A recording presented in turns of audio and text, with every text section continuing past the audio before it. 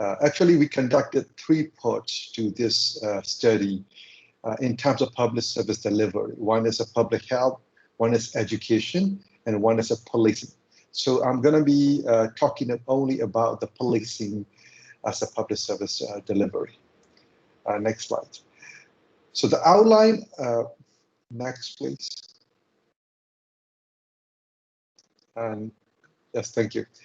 The outline of the discussions, I'm going to talk about a brief background of policing in Myanmar, and the second, partial decentralization and what challenges of the decentralization, and the public perception toward the policing based on our survey conducted in 4 states and regions, and also gender perspective in policing, and then some of our recommendations about improving policing in ethnic states.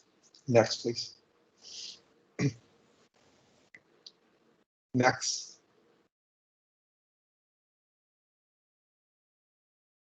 Next slide, please. Is there, can you see the next slide? I think there's a little bit of a delay. Yes, okay. Yeah, it's coming out right. Okay. So let me go briefly about the background. So Myanmar being under authoritarian regime since 1962 to 2011. So Myanmar police force was an instrument to maintain law and order to support the architecture of the authoritarian regimes. And the Myanmar police force usually assists a special intelligence unit to crack down the oppositions under various authoritarian regimes. Since like in 1988, when the military cracked down the uprising and the military ruled the country under the complete military rule. So Myanmar police force was taken under the wing of the military. So it was a direct control of the military. So if you look at Myanmar police force until today, you're going to find a lot of former military officers holding senior ranks in the Myanmar police force.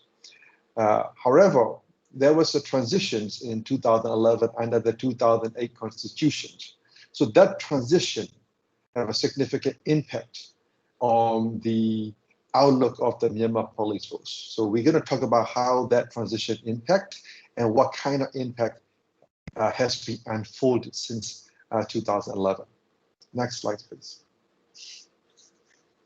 So since 2011, there was a significant administrative reform. The police reform was, but if you look at the constitution, the constitution stipulates a police force is under the control of the union. There was no explicit description of how police force was handled under the state government. But when the transition started in 2011, you probably realize a lot of these former chief ministers were the very senior people from the military. So when they became the chief ministers, since they came from the higher command, the very senior positions, they quickly took control of their administrative architecture within their states and regions, so including the police force. So without special arrangement between states and regions, it happened automatically that the chief ministers under the Thein Sein regime took control of the police force in their area. So that practice continued flow into the NLD government, what with a different capacity. I will explain it later. So when it came to that police force reform, there was also some of the structure change under the Ministry of Home Affairs. So the structure change also impacted by how the capacity of the leaders in different ministries. For example, like the Ministry of Home Affairs were led by General Koko. He is very senior in the military. He was very senior in the military. So by the time when he reached, when he was posted to the Ministry of Home Affairs, according to our research, he did not even go see the Commander-in-Chief. He only took order from the president because his direct line of command was the president. So he was quite confident commander. He was quite senior. He's actually more senior than the current Commander-in-Chief. And also, according to 2008 Constitution, even though the military posts the senior officer as the Minister of Home Affairs, according to the Constitution, direct line of change of command of the Ministry of Home Affairs, the President, not the Commander-in-Chief. So, according to the Constitution, Minister Koko answered directly to the President. So that also make the police reform relatively easier with little interference from the military. For example, like the president formed 10 police battalions with the presidential order, even without consulting with the military at the time. So another point about the transition was the competence of the former chief ministers. Since they came from very senior position, they took control of the police force very quickly and very efficiently in the states and regions. And also there's another point about call for decentralization, which is a peace process. So peace process, there was an increasing call for federalism and decentralizations. So since the government is also moving toward the decentralizations, the Thein Sein administration quickly adopted some degree of decentralization, including in the police force as well. Next slide, please.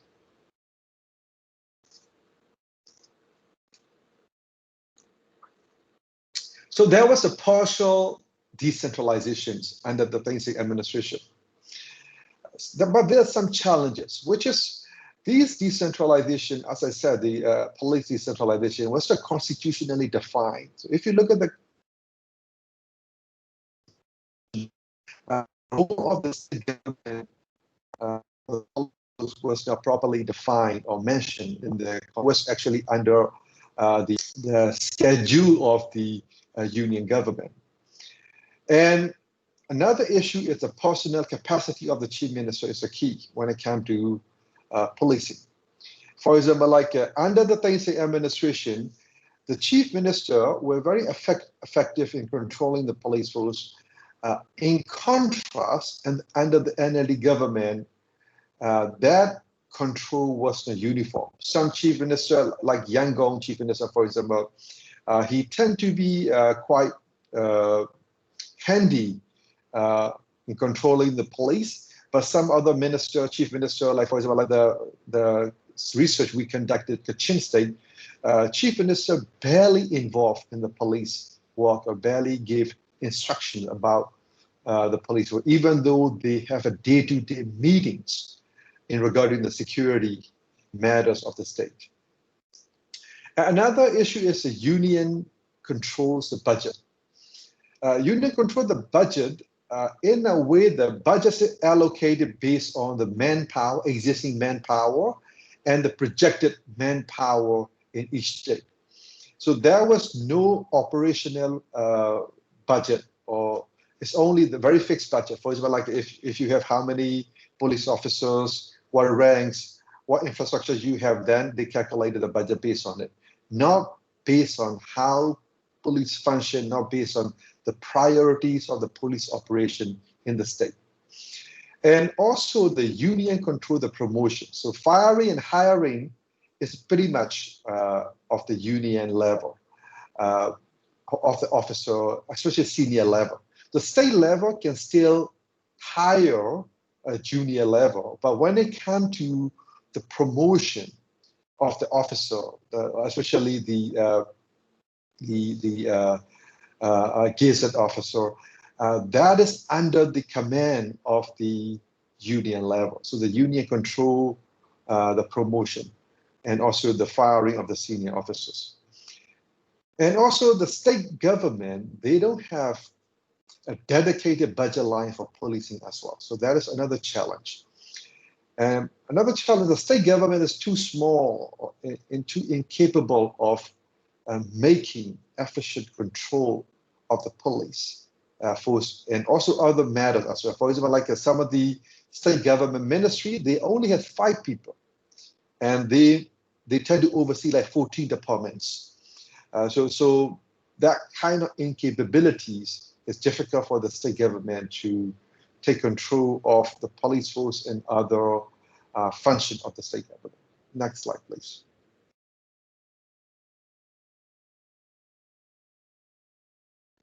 So let me move towards the policing, public perception toward the policing. That was a survey we conducted in Kachin, Kayin, Chin State, and Magway.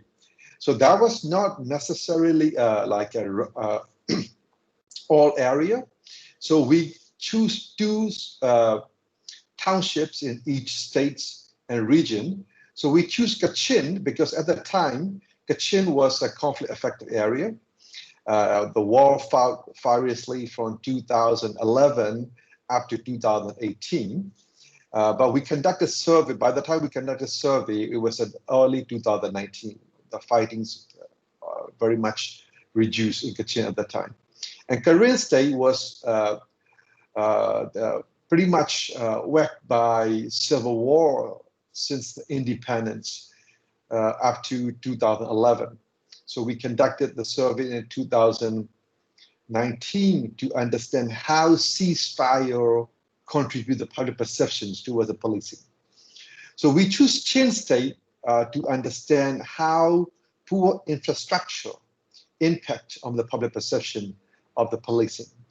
So Magway was a control case because Magway is a region where most of the residents were Burman, unlike other 3 states where most of the minorities live.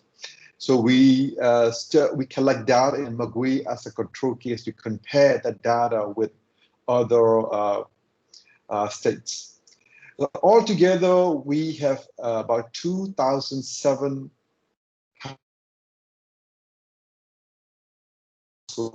in all these 4 states, and we conducted 54% of respondents were women and 45 men. So we have a little bit more women than men in the survey. And we conducted purely with iPad, tablets, to maximize quality control. And also we don't deploy regional organization. We just hire external firm along with our supervisions, so that to make sure that our data are pretty much minimize the bias of those surveyors. So we did what we can when it comes to the data collection to maximize the data qualities. Next slide, please. So these are some of the, among our findings, these are some of the significance. So we asked questions like the extent respondents feel safe in their community now. So how they feel about their safety at this stage. You're going to see that all states and regions, Chin State, Kayin State, and Magway, they all saying like pretty much, very much, they feel very much safe right now. In Kachin State, we see only 33% say very much, but at the same time, 40% say somewhat, So what we are seeing is somewhat or very much in this stage, people feel quite safe in that area where we conducted the surveys. So for example, like we conducted the surveys in Myitkyina and Waimau. So altogether, there are about 10% of these areas were conflict affected, not all of them. So this is also another point. What we like to highlight is people perception in Myanmar, you cannot generalize. They vary from one state to another where they live. For example, like if you collect that same thing in Kayin state right now, you're going to have a very different perceptions. So we can't put the same egg in one basket in Myanmar. So, but what we want to highlight here is like a definite state like Kayin that was pretty much wrecked by civil war in last decades, have very positive perspective when it comes to safety. We conducted in Tandangji, some of the area we went there were very highly contested area. We have to communicate to the KNU to allow our surveyors to go in and collect. So, so it's some of the areas were previously conflict affected, but public perception right now is quite positive when it comes to safety. Next slide, please. And this is the regional distribution. In the regional distribution, you probably see that when we ask about people, what they feel about how they feel about the crime rate compared to last 5 years. And most of them said, except in Kachin state, said there was a less crime. But in Kachin state, by the way, like if you're using Zoom, there's a little bar at the Zoom that cover some part of the presentation. So if you maximize it, you probably see the label underneath, Kachin under the bar. So if you don't maximize it, these little bar are going to cover all these some of the labels. When you see in Kachin state, 55% said about the same. But if you look at Chin, Kayin, and Magway, pretty much they are saying that most people are saying less crime compared to last 5 years. So they're quite positive when it comes to the crime trend in those areas. Next slide.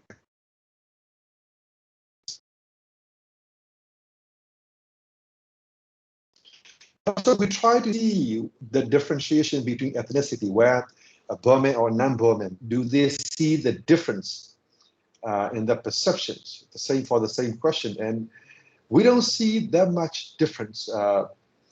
And the Burman and non-Burman, so when we see the less crime, so that means a positive outlook. And in the positive outlook, even like a non-Burman, so 50% say less crime, the 49% Burman say less crime. So it's pretty much the same when it comes to the perception comparing the Burman versus non-Burman ethnicities. The next slide, please. So we try to test the same question on the gender as well. And you're going to see that 52% of male are a little bit more positive than female, so 40 and 42. Male tend to be a little bit positive about this than female, but still 48, 52 is not very significant differences considering the margins of error that could have in the survey. So I'm showing all the three is to make the point that gender and ethnicity play less role than the regions where they live. Next slide, please.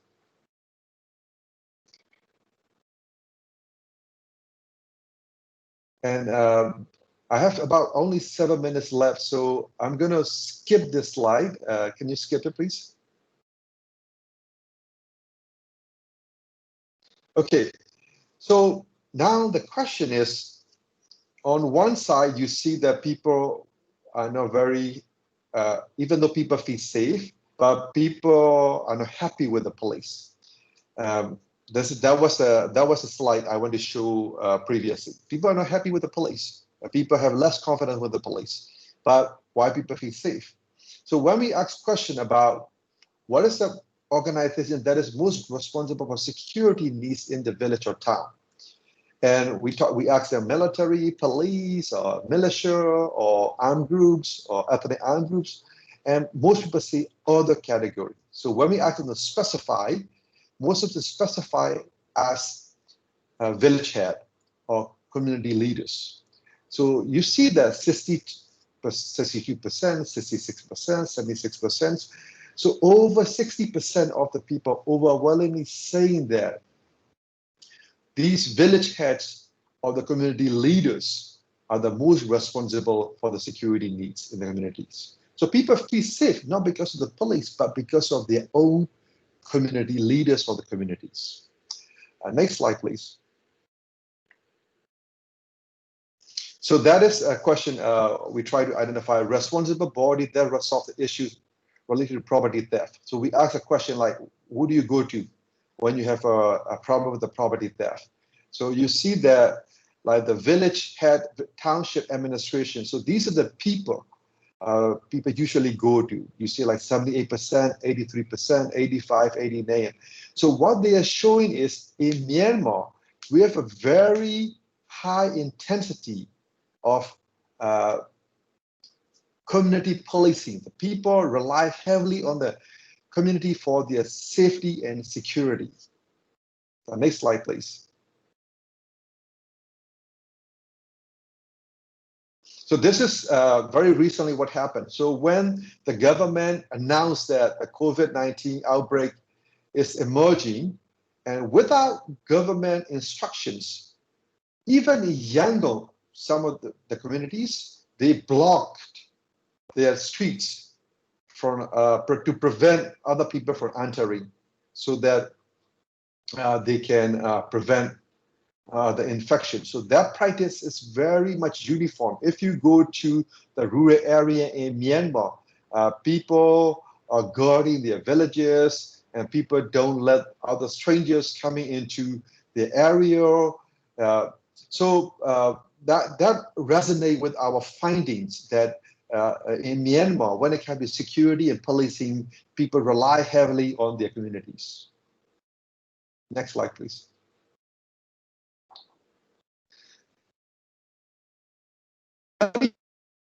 Upon the gender perspective.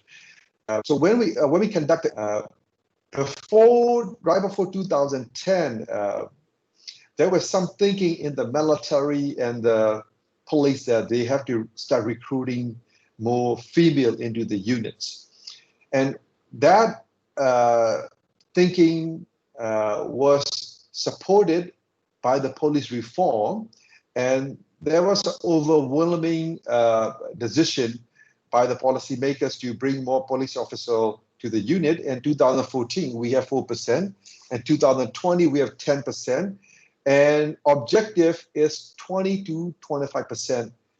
So that is 25%. What we're talking about, the equivalent to like Australia, where the police force, where they have the 25% female officers. So we are seeing that increasingly larger number of the female police officers are recruited to the Myanmar police force. Next slide, please.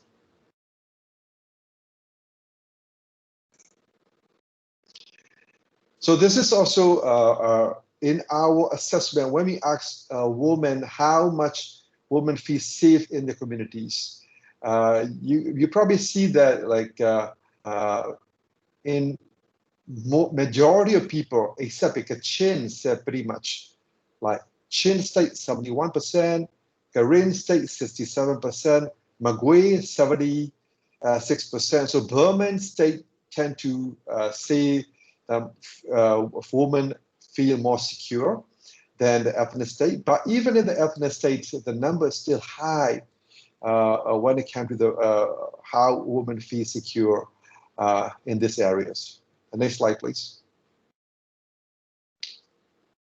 So this is some of our data from our annual review in 2019, civilian kill. So in the data, 16% of the civilian kill, so the 25 numbers, are women. So in Myanmar, the data in 2019, the women suffer about 60% of the casualty by the armed conflict. So it's still the minority. Next slide, please. In 2019, when we also logged sexual violence incidents nationwide, conflict-related sexual violence, we only logged 3 cases in 2019.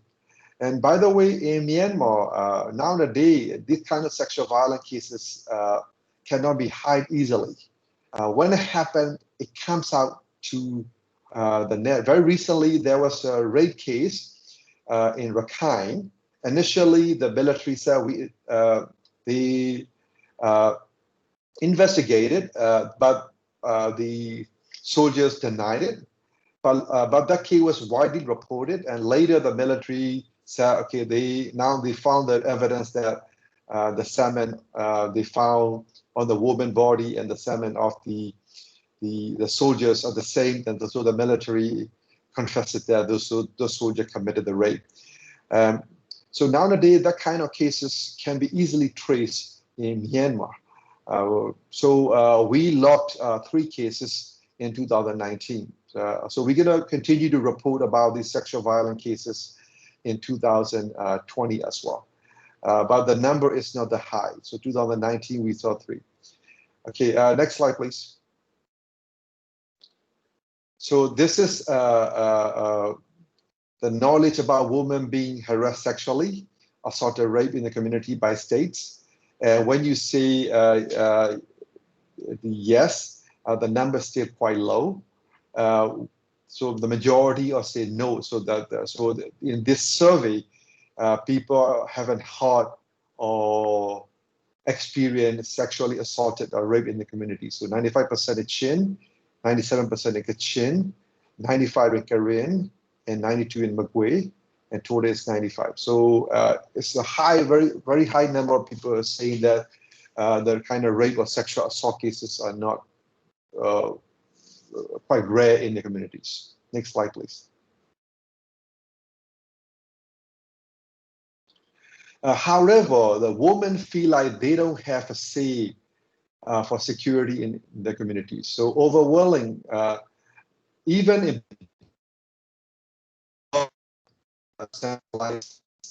91%, 93 in Kayin, and 86 and 91 in Chin said that women don't feel that their voice is heard when it comes to the security of the communities. Next slide, please. So these are some of our recommendations, how to improve the policing in ethnic states. So obviously, we need more resources to states and regional government, especially if we decentralize under the federalisms. To have an effective police force, we have to make sure that these regional government, the state government, have sufficient resources to run the public service delivery, including the policing functions. Then also, the state governments should be provided or authorized a full authority on human resource management. So firing and hiring power should rest with the state and regional government. And also, they also practice, we see that they're increasing ethnic officers, especially in Chin State, were recruited, and also Kachin State are recruited to a lesser degree to the Myanmar police force. So that practice is there. So, and there's also a policy in the Myanmar police force to recruit more ethnic officers, local officers, but still the recruitment rate is still low because of the supply side, not the demand side problem. And obviously more female officers still need to be recruited. And also gender-sensitive service provisions is still the problematic. In our qualitative interviews, police forces still do not have the gender-sensitive programs. There's still weakness in gender-sensitive programs. And even though MPF have a policy of community policing, under the NLD government, that practice was reduced. So MPF still need to strengthen the community policing, especially the fact that in Myanmar, we have a very strong foundation of the community policing. That practice need to be strengthened, and Myanmar MPF need to engage more profoundly with the community policing. And also, lastly, there are more consultation needed with the community leaders. In our interviews, we found out that the community consultation is still the needed practice in the MPF. So I'm going to start my presentation so that we can have discussions later after the Professor Marlaton. Yes, thank you so much, Min. This is a great a glimpse into the research. I remind everyone that this draft is still a work in progress and will soon be released by MIPS and University of Toronto. The topic is of great importance for Myanmar at this moment in their development. We are going to go through, without further ado, to a commentary section. We have asked Professor Htun to kick off the question and answer period with some comments from her perspective. Professor Htun is an American political scientist, currently a professor of political science at the University of New Mexico in Albuquerque, the US. Professor Htun studies comparative politics, particularly women's rights and politics of race and ethnicity. And this year she made a contribution to the European, particularly important contribution for our community of Myanmar experts in the European Journal of Development Research with the article on political change, women's rights, and public opinion on gender equality in Myanmar. She's also the co-PI and deputy director of ADVANCE, which is a program funded by the National Science Foundation to promote women and minority faculty in science and technology. And she's a special advisor for inclusion and climate at the School of Engineering at her university. Professor Htun, the floor is yours for some of your comments. Thank you.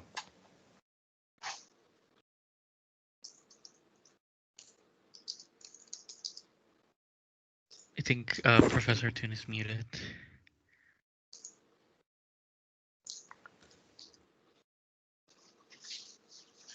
There we go. Can you hear me now? Sure. Yes, we can hear you now. Okay, great.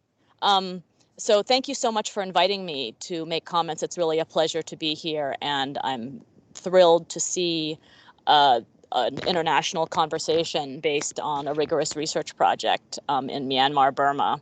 It's incredibly exciting, and something like this just couldn't have happened 10, 20, 30 years ago. So it's really great. I'm just going to speak for about 5 minutes about this particular project, which overall I think is incredibly comprehensive and makes a really important contribution to our understanding of policing, security, and public sector administration in Burma. I think the paper raises the broader question of how to reform and construct accountable and effective public institutions in the Global South, as well as the Global North. This process is particularly fraught when it comes to policing, and especially so in contexts with a history of civil conflict and in contexts that have historically been quite poor and underdeveloped. Now, according to the data in the paper, the Burmese police displays characteristics that are unfortunately too typical in Global South public institutions: low pay, few resources to get the job done, uneven coverage, low public trust, too much control and interference from above. So it's a long list of problems, and I think that the paper does a really good job of setting the stage. So my remarks today are going to focus specifically on how we should interpret some of the findings in the paper, and then maybe some points that could be relevant as the team continues to revise and expand on this paper and on other aspects of the project. So I have about 4 or 5 points that I'll go quickly through. So the first point is that I think that we need to be careful speaking about the so-called decentralization that's occurring. And I am not even sure that the paper should use that word. Because for me, it seems in principle impossible for police or any institution to be decentralized if the center controls the budget and if local authorities don't raise their own revenue, A. And B, if local authorities, if local communities can't select and hold accountable local authorities who control the police. As far as I know, I think the chief minister is appointed from the center. So I don't think there's anything that seems decentralized about this process, and so I think we need to be skeptical about that. The second point is about a low data context like Myanmar, where a history of secrecy and a lack of transparency has precluded, more than precluded, banned, prevented with brute force the gathering and sharing of social, economic, and political data. I think that we need to be really careful when we make inferences about the trends from the data that do exist. So I don't have the solution necessarily, but I think it's a problem we need to be vigilant about. So for example, are there official crime statistics? And even if there are, statistics based on reporting to police, to authorities, even to hospitals of assaults, rape, murders, robberies that go on often actually bear little incentive to what is actually going on. So governments in illiberal countries, without a free press, without open access to data, have a strong incentive to hide and falsify data. Okay? So governments don't like data that makes them look bad to be accessible. So I think we need to be very skeptical about some of the data. So for example, it just seems to me to completely defy credibility that there are only 3 cases of sexual violence. Even the most gender egalitarian and stable countries in the world, like Norway, have much higher rates than that, even in a single university, for example. And something else about the data. So one thing that's happened during the COVID pandemic, which is really frustrating, is that people take reports of sexual and gender violence as a sign that like sexual and gender violence is getting worse. So the more people who go to the police saying that they've been raped or they've been, assaulted at home, people take that as a sign of the actual problem. But in fact, it's the opposite. When reports rise of sexual and gender violence, that's actually generally a good thing because it shows that women feel comfortable coming forward. In very conservative countries or in countries where women's rights are not protected, nobody talks about the violence. It's a matter of extreme shame and secrecy. People hide it. And there are so many risks involved with talking about it and coming forward. Like in Afghanistan or Saudi Arabia, Guatemala, like nobody talks about the violence. So reporting is the opposite of that. Reporting actually shows that culture, which normalizes and privatizes and hides violence, is actually relaxing a little bit.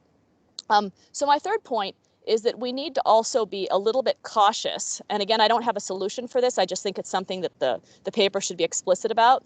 I think we need to be somewhat cautious in what we take people's expressed perceptions as evidence of. So in the same way that official statistics are not necessarily related to what's going on, sometimes people's perceptions also reflect, other variables or other things going on. So for example, like there's a process called telescoping. Like when you ask people what happened 5 years ago, 10 years ago, 20 years ago, or even last year, sometimes people don't necessarily have the time frame right. And so if we want to look at overtime trends of how safe people feel or how much crime there is, it's going to be really important to do this survey regularly. So if not every year, at least every 2 or 3 years, and ask the same question and then just measure those differences. But I'm not sure that people are always reliable observers of how much crime has changed. The other thing is that I don't know that people are always reliable when we ask them about how much discrimination and sex crime is going on. So people don't even know what a sex crime is. People don't know what sexual assault is. People don't know what sexual harassment is, especially in a country where these things are rarely talked about and where they're quite shameful. B, if people don't report them, then how do we know how the police are handling them? Like, people generally have no idea. And reporting rates in most countries, even the United States, are generally fewer than 5% of cases of rape or domestic violence even get reported to the police at all. And so I would suspect that in Burma, it's even lower. And so if nobody reports, how do we even have any idea of how the authorities take these crimes? So another issue about these surveys is that, you know, the standard way we ask about assault, harassment, stalking, domestic violence is that we don't ask if that you've had that experience, because most people actually don't know. We usually ask about specific behaviors, like, did somebody touch you in a way that made you uncomfortable? Did somebody say offensive things to you or make obscene gestures? Did somebody imply that you would do better, like get a job, get into school, get a hospital bed if you were sexually cooperative?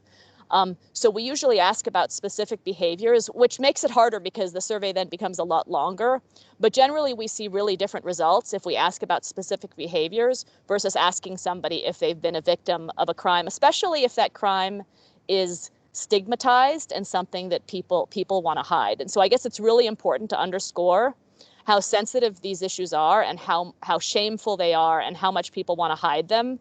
And I think that the feminist movement in Myanmar has come a long way in terms of negotiating with the government and trying to raise issues about violence and make them less shameful. But there's still a long way to go. And then my second to last point has to do with gender sensitive programming among the police.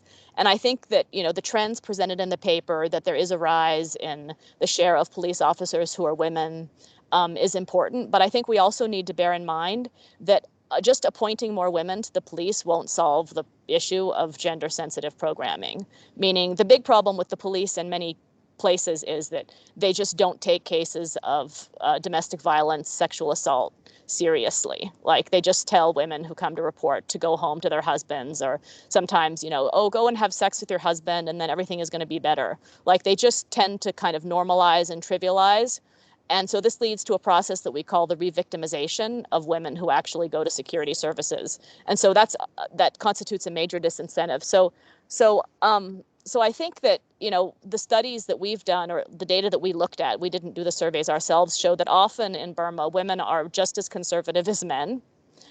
They're just as, they can be just as insensitive and inclined to shame sexual violence. So why would they necessarily treat these victims any better? In fact, sometimes it's women from your own family who want you to hide or minimize an episode of assault. So I think that, you know, general cultural change, including women, is important.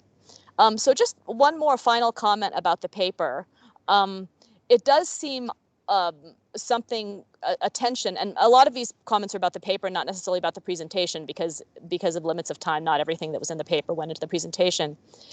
There is a tension between the conclusion in the paper that people have positive perceptions of police, and then the empirical evidence at the beginning of the paper that